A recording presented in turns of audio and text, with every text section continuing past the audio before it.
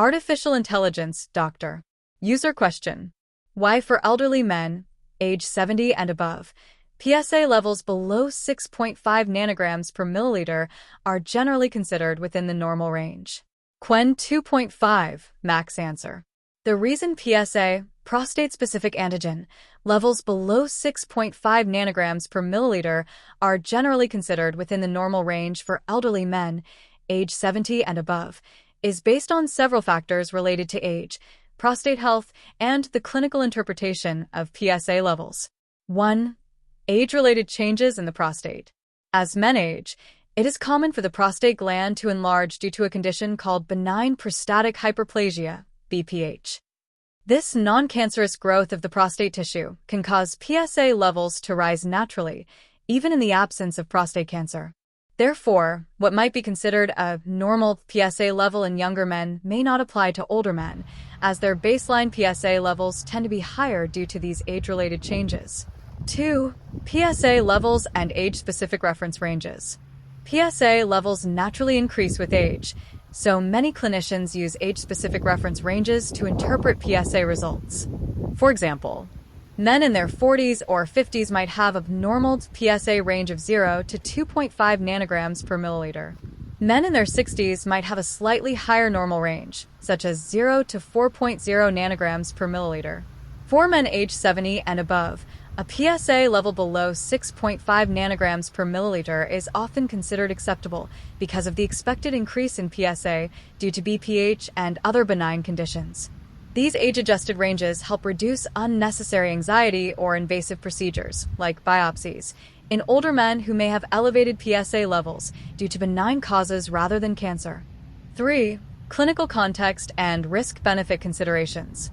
In elderly men, especially those over 70, the decision to investigate further, e.g., with a biopsy, or treat prostate cancer is often influenced by overall health, life expectancy, and the potential risks of treatment.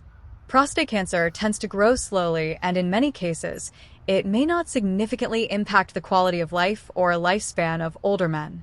Therefore, a slightly elevated PSA, e.g., up to 6.5 nanograms per milliliter, may not warrant aggressive investigation or treatment unless there are other concerning symptoms or risk factors.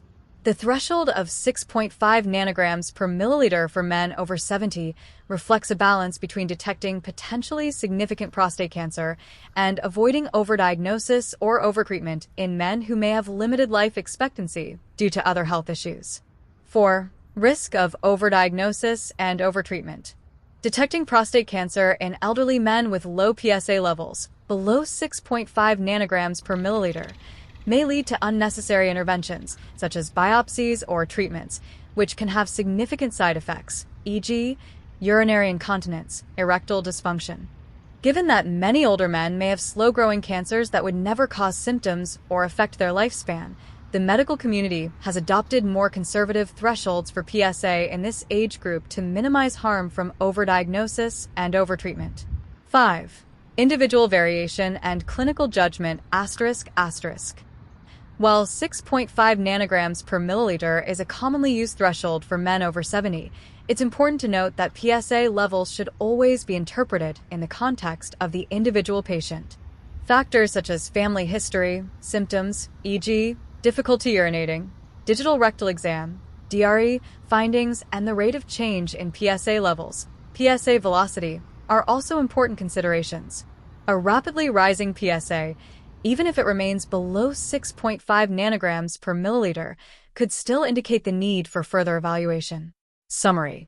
For elderly men aged 70 and above, PSA levels below 6.5 nanograms per milliliter are generally considered within the normal range because of age-related increases in PSA due to benign prostate enlargement, the slower growth rate of prostate cancer in older men, and the desire to avoid unnecessary interventions.